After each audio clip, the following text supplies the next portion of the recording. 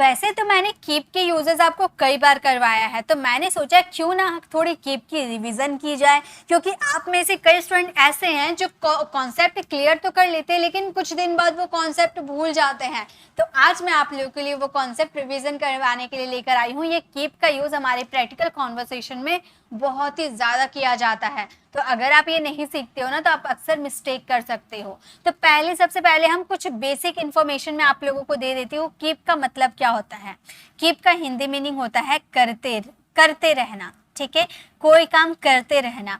Keep के बाद हमेशा वर्ब में आईएनजी आएगी। जैसे कि अगर प्रेजेंट में कहना हो आपको कि पढ़ते रहो, ठीक है, अगर आपको कहना हो पढ़ते रहो तो आप क्या बोलोगे? आप बोलना कीप रीडिंग, पढ़ना यानी कि रीड, लेकिन वर्ब में आईएनजी लगाना है तो रीडिंग का यूज करेंगे, पढ़ते रहो। कीप, एक मिनट, कीप रीडिंग, ओके। वैसे ही बोलते रहो, अंग्रेजी बोलते रहो, कैसे बोलेंगे? अंग्रेजी बोलते रहो, हम बोलेंगे कीप स्पीकिंग इंग्लिश। अंग्रेजी बोलते रहो, कीप स्पीकिंग इंग्लिश। वैसे ही सुनते रहो, हम क्या बोलेंगे? Keep listening. या फिर अभ्यास करते रहो, अंग्रेजी की अभ्यास करते रहो, कैसे बोलेंगे? Keep practising English. या फिर सोते रहो, कीप स्लीपिंग। स्कूल जाते रहो, कीप गोइंग टू स्कूल। तो इस तरीके से कोई काम करते रहो, अगर आपको प्रेजेंट में बोलना हो तो कीप के साथ आप आईएनजी का यूज करोगे, ठीक है। चलिए, ये तो क्लियर है, ये बेसिक इन्फॉर्मेशन बस मैंने दिया। अब आ जाते हैं, इतना जो स्ट्रक्चर मैंने लिखा है, ये स्ट्रक्चर का क्या मीनिंग होता है वो हम समझ लेते हैं। तो पहला हमारा स्ट्रक्चर है सब्जेक्ट कीप या कीप्स, वर्ब में आईएनजी एंड ऑब्जेक्ट। तो कीप और कीप्स में समझ में आ गया, ये प्रेजेंट इंडेफिनिट का सेंटेंस है हमारा, तो इसका हिंदी मीनिंग हो जाएगा करते रहते हैं, कोई काम करते रहते हैं। जैसे मैं बोलता रहता हूँ, वह सुनते रहती है। या फिर हम प्रैक्टिस करते रहते हैं, यानी कि लास्ट में आपके हिंदी आइडेंटिफिकेशन में ताहे तीहे देखने को मिलता है, और उस वाले सेंटेंसेस में आप कोई काम करते रहते हो तो कीप के साथ आपको वर्ब में आईएनजी लगाना है। आपका सेंटेंस कुछ इस तरीके से बनेगा, जैसे मैं बोलूं कि मैं अंग्रेजी बोलते रहती हूँ, ठीक है, मैं अंग्रेजी बोलते रहती हूँ, यहाँ पर सब्जेक्ट आएगा क्योंकि यहाँ पर सब्जेक्ट का यूज करेंगे। मैं अंग्रेजी बोलते रहती हूँ, मैं यानी कि आई के अकॉर्डिंग आपको कीप या किप्स का यूज करना है, तो आई के साथ तो वर्ब का फर्स्ट फॉर्म यूज होगा, तो हम बोलेंगे मैं अंग्रेजी बोलते रहती हूँ, आई कीप स्पीकिंग इंग्लिश। मैं अंग्रेजी बोलते रहती हूँ, आई कीप स्पीकिंग इंग्लिश। अगर आप थर्ड पर्सन सिंगुलर की बात करो कि वह अंग्रेजी सीखते रहता है, वह अंग्रेजी सीखते रहता है, तो ही के साथ तो कीप्स यूज हो जाएगा। He keeps learning English, he keeps learning English, वह इंग्लिश सीखते रहता है, ही कीप्स लर्निंग इंग्लिश। या फिर अगर आप इसके नेगेटिव में जाओगे, पॉजिटिव ऐसे ही बनते रहेगा कि वह अंग्रेजी बोलते रहती है, शी कीप्स स्पीकिंग इंग्लिश। या फिर मैं खाना खाते रहती हूँ, आई कीप ईटिंग फूड। या फिर मैं सोते रहती हूँ, आई कीप स्लीपिंग। तो इस तरह से आप बहुत सारे सेंटेंसेस बना सकते हो। लेकिन अगर आप इसके नेगेटिव में जाओगे तो नेगेटिव में आपको क्या यूज करने होंगे? आपको सबसे पहले सब्जेक्ट यूज करना होगा, फिर आपको यहाँ पर डू या डज का यूज करना है, उसके बाद आप यहाँ नॉट का यूज करोगे, देन आपका आ जाएगा कीप, उसके बाद आ जाएगा वर्ब का फोर्थ फॉर्म एंड ऑब्जेक्ट। आपको ये स्ट्रक्चर को फॉलो करना है, और इंट्रोगेटिव रहेगा तो ये डू डज जो है आपका स्टार्टिंग में आ जाएगा। जैसे अगर आप इसके नेगेटिव सेंटेंसेस बनाओगे, मैं अंग्रेजी नहीं बोलते रहती हूँ, मैं अंग्रेजी नहीं बोलते रहती हूँ, तो हम बोलेंगे आई डोंट, डू नॉट का contraction, I don't keep speaking English, I don't keep speaking English. मैं अंग्रेजी नहीं बोलते रहती हूँ, I don't keep speaking English. या फिर वह अंग्रेजी नहीं बोलते रहती है, गर्ल की बात करें, वह अंग्रेजी नहीं बोलते रहती है, तो गर्ल की बात करेंगे ना तो यहाँ पे डजंट का यूज हो जाएगा, does not. She does not keep speaking English, वह अंग्रेजी नहीं बोलते रहती है, ठीक है। इंट्रोगेटिव की बात करोगे तो ये जो डोंट है ना, ये आपका स्टार्टिंग में आ जाएगा। क्या मैं अंग्रेजी बोलते रहती हूँ? डू, ये अगर नेगेटिव नहीं है तो डू का यूज करेंगे, do I keep speaking English, ठीक है। तो इस तरह से आप इसके नेगेटिव सेंटेंसेस बना सकते हो। तो ये तो हम लोगों ने बात कर लिया एक स्ट्रक्चर का, ये क्लियर है। अब चलिए नेक्स्ट स्ट्रक्चर में चलते हैं। नेक्स्ट हमारा स्ट्रक्चर है सब्जेक्ट कैप्ट वर्ब में आईएनजी एंड ऑब्जेक्ट, यानी कि कैप्ट वर्ब का सेकेंड फॉर्म है इसका, यानी कि ये हो गया करते रहें, करते रहें। जैसे मैं बोलता रहा, वह सुनती रही, मैं देखता रहा, ठीक है, मैं बोलता रहा यानी कि आई कैप्ट स्पीकिंग, मैं बोलता रहा आई कैप्ट स्पीकिंग, मैं सोता रहा आई कैप्ट स्लीपिंग, वह नाचते रही सी कैप्ट डांसिंग, मैं गाना गाते रही I kept singing a song. ठीक है, तो इस तरह से आप यूज कर सकते हो। अगर आप नेगेटिव की बात करोगे तो आपको क्या यूज करने होंगे, डिड नॉट का यूज करने होंगे। जैसे मैं अंग्रेजी नहीं बोलती रही, I didn't keep speaking English. Okay, मैं अंग्रेजी नहीं बोलते रही, क्या हम बोलेंगे, हम बोलेंगे आई डिडंट, डिड नॉट का कॉन्ट्रैक्शन, और वर्ब का फर्स्ट फॉर्म में बदल जाएगा keep, I didn't keep speaking English, मैं अंग्रेजी नहीं बोलते रही, I didn't keep speaking English. तो ठीक है, इसके नेगेटिव ऐसे बनाओगे। अगर आपको डिड का यूज स्टार्टिंग में करना होगा, क्या मैं अंग्रेजी बोलते रही, did I keep speaking English, तो इस तरह से आप इसके नेगेटिव बना सकते हो पास्ट के।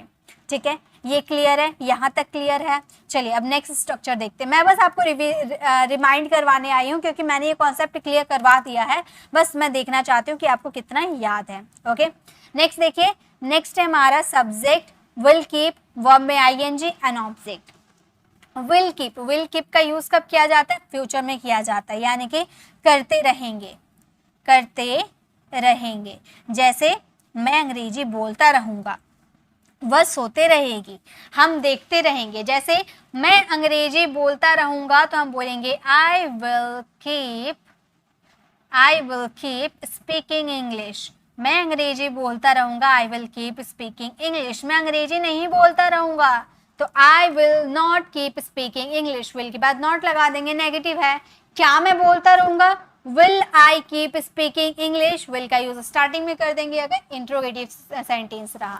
ठीक है, यानी कि कोई काम करते रहेंगे। जैसे कि मैं स्कूल जाता रहूंगा, I will keep going to school, मैं सोता रहूंगा, आई विल कीप स्लीपिंग, मैं अंग्रेजी की प्रैक्टिस करती रहूंगी तो I will keep practising English. तो इस तरह से आप बहुत सारे सेंटेंसेस बना सकते हो।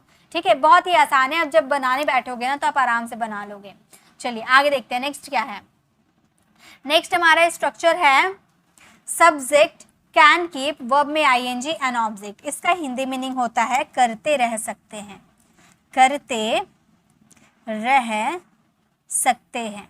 जैसे मैं अंग्रेजी बोलते रह सकती हूँ, मैं सोते रह सकती हूँ। जैसे अगर हम बोले कि मैं अंग्रेजी बोलते रह सकती हूँ, I can keep speaking English, speaking English. मैं अंग्रेजी बोलते रह सकती हूँ, I can keep speaking English. मैं सोते रह सकती हूँ, I can keep sleeping, I can keep speaking English for 2 hours। तो इस तरह से आप बहुत सारे टाइम मेंशन करोगे ना तो ये ज़्यादा मीनिंगफुल रहेगा। जैसे कि मैं 2 घंटे तक सोते रह सकती हूँ, या मैं 2 घंटे तक अंग्रेजी का अभ्यास करते रह सकती हूँ, I can keep practising English for 2 hours। Okay, तो इस तरह से आप बहुत सारे सेंटेंसेस बना सकते हो कि मैं 2 घंटे के लिए अंग्रेजी की प्रैक्टिस करते रह सकती हूँ, या फिर मैं सुबह तक अंग्रेजी की प्रैक्टिस करते रह सकती हूँ, मैं शाम तक अंग्रेजी की प्रैक्टिस करते रह सकती हूँ। जो भी आप टाइम मेंशन करोगे ना तो ये ज़्यादा मीनिंगफुल लगेंगे। ओके, नेगेटिव रहेगा तो कैन के बाद आपको नॉट का यूज़ कर देने हैं। ठीक है, नेक्स्ट देखिए, नेक्स्ट हमारा स्ट्रक्चर है सब्जेक्ट कुड कीप वर्ब में आईएनजी एंड ऑब्जेक्ट। इसका पास्ट फॉर्म है करते रह सका, मैं स्विमिंग करते रह सका। ठीक है, यानी कि मैं तैरते रह सका तो हम बोलेंगे आई कुड कीप स्विमिंग। ठीक है, मैं 2 घंटे के लिए तैरते रह सका तो हम बोलेंगे I could keep sweeping for 2 hours। ठीक है, तो आप ऐसे बना सकते हो, बहुत इजी होता है। जैसे कैन आपका प्रेजेंट में यूज होता है, वैसे आपका कुड आपका पास्ट में यूज होगा। ये प्रेजेंट है, ये पास्ट है, बस और कुछ भी इसमें नहीं है। नेक्स्ट है सब्जेक्ट शुड कीप वर्ब में आईएनजी एंड ऑब्जेक्ट। इसका मतलब होता है करते रहना चाहिए, बहुत यूज होता है। ठीक है, करते रहना चाहिए। जैसे आपको सुबह योगा करते रहना चाहिए, आपको सुबह सुबह योगा करते रहना चाहिए, आपको अंग्रेजी सीखते रहना चाहिए। जैसे आपको अंग्रेजी सीखते रहना चाहिए तो हम बोलेंगे you should keep learning English, learning English. आपको अंग्रेजी सीखते रहना चाहिए, you should keep learning English. आपको अंग्रेजी नहीं सीखते रहना चाहिए, you should not keep learning English. या फिर क्या आपको अंग्रेजी सीखते रहनी चाहिए, should you keep learning English. Okay, तो यहाँ पे आप शुड का यूज करोगे, देन कीप आएगा एंड वर्ब का फोर्थ फॉर्म आएगा, यानी कि कोई काम करते रहना चाहिए आपको। ठीक है, ऐसा आप कहना चाहते हो। चलिए नेक्स्ट देखते हैं, ये क्लियर है ना, बहुत ही आसान है, एक एक सेंटेंस में दे रही हूँ ताकि आप लोगों को तो ये कॉन्सेप्ट क्लियर है, पहले भी मैं करवा चुकी हूँ, ये बस मैं आप लोगों को रिमाइंड करवाने के लिए आई हूँ। चलिए आगे देखते हैं नेक्स्ट क्या है। नेक्स्ट हमारा स्ट्रक्चर है सब्जेक्ट मस्ट कीप, वर्ब में आईएनजी एंड ऑब्जेक्ट। इसका मतलब होता है जरूर करते रहना चाहिए, जरूर करते रहना चाहिए।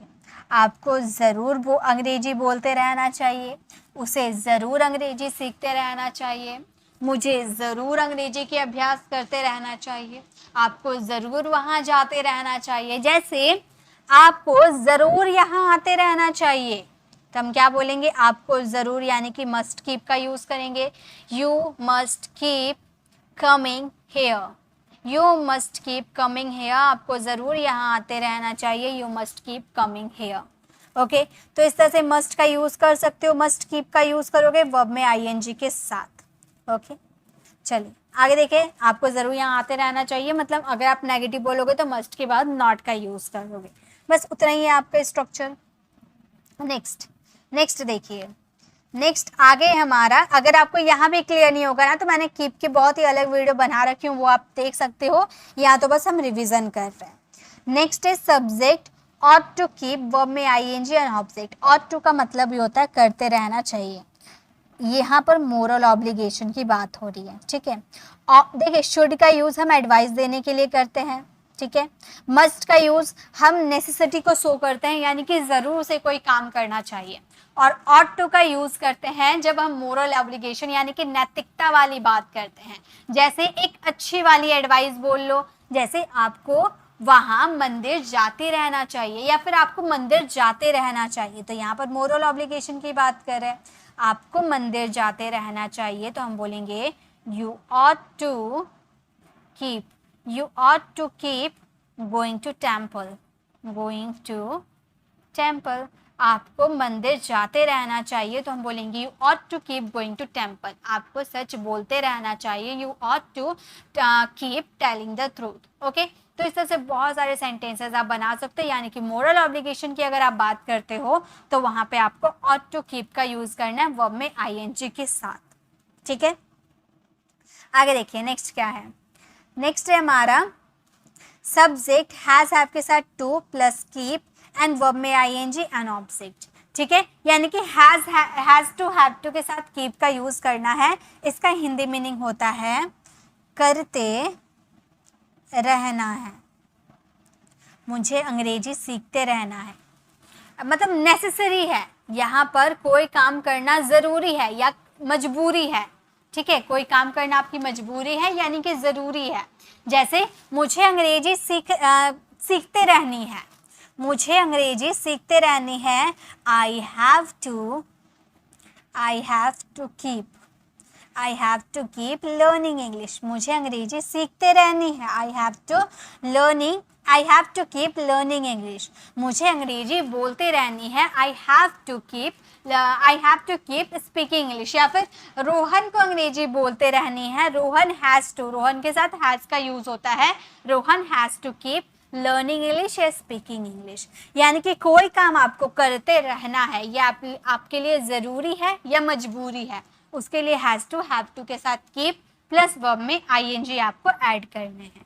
ओके, आगे देखिए नेक्स्ट है subject need to keep, verb में आईएनजी एंड ऑब्जेक्ट। नीड का मतलब होता है ज़रूर, जैसे कि आप बोल सकते हो ज़रूर करते रहना है, ज़रूर नहीं, ज़रूरत है, करते रहने की ज़रूरत है।